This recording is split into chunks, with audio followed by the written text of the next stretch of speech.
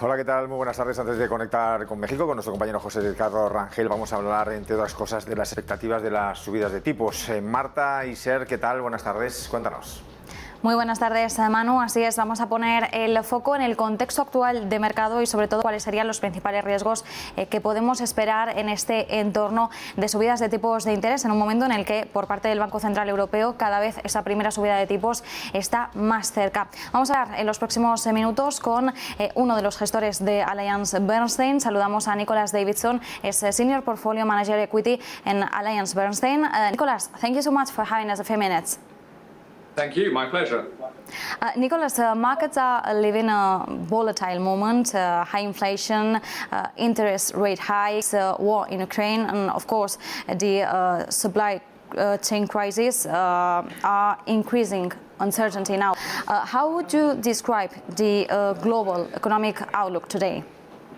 Well, I think you've already summarised some of what's going on. I think uncertainty is really the key word.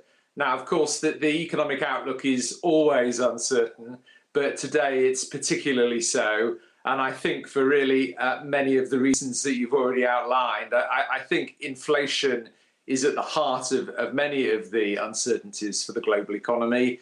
How long is inflation going to stay at its current elevated levels? How big might the impact of high inflation be on consumption, and what are the consequences of that for global growth? And perhaps most importantly, how far are central banks going to have to tighten monetary policy to bring inflation back under control? And particularly in the US, I think there is a concern that the Fed might ultimately need to tighten sufficiently to get demand down in order to control inflation, that could be sufficiently severe to trigger a recession.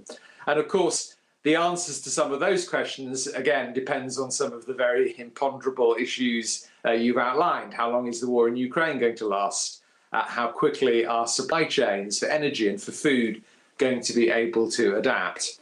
And then, of course, slightly separate to all of that, there's a big uncertainty around the outlook for the Chinese economy as they're just emerging from some really severe COVID lockdowns. Is the Chinese government going to be able to stimulate far and fast enough to stop a really severe slowdown in China as well?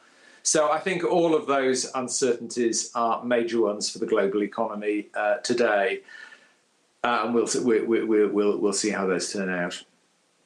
These are great questions. How long we'll see these levels of inflation, when it will reach a peak, and how far will the Ukraine war?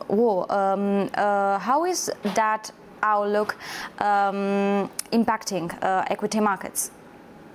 Yes, so I think at the start of the year, the big issue was really around the rise in interest rates as people started to anticipate tightening monetary policy in response to that inflation. The concern was really about the impact on elevated equity multiples. And of course, we have seen multiples contract, and we've seen a big switch in market leadership away from growth stocks that tend to be more sensitive to higher interest rates towards value. Now, I don't think that's gone away. I don't think that switch is completed. I think that trend will continue.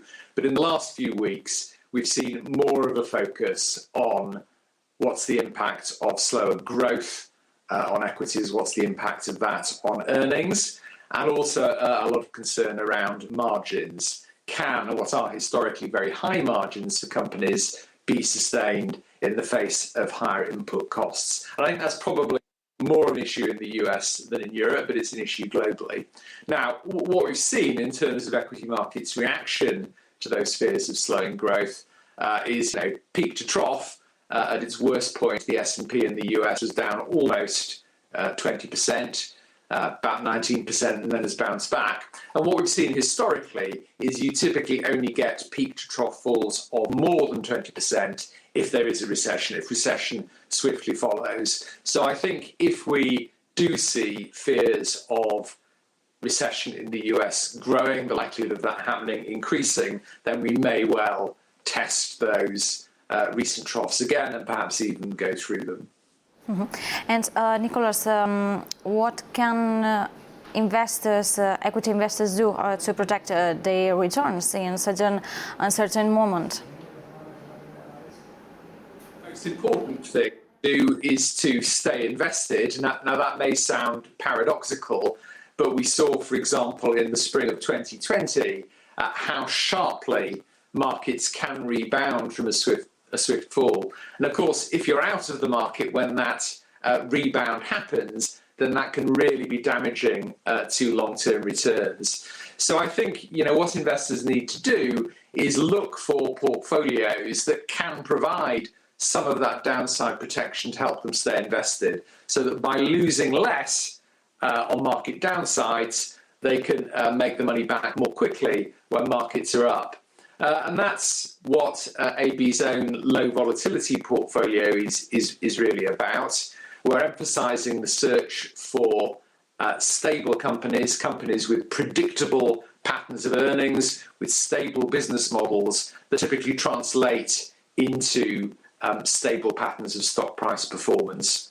Now, those can be found in a number of places, obviously in traditional defensive sectors like healthcare or utilities, but actually they can be found much more broadly as well. I mean, if you look at the IT sector, for example, one tends to think of some of the very high growth, expensive stocks that have done poorly recently. But if you look for technology enablers, for companies that are providing the underpinnings for the global data infrastructure, they can be really effective sources of stability.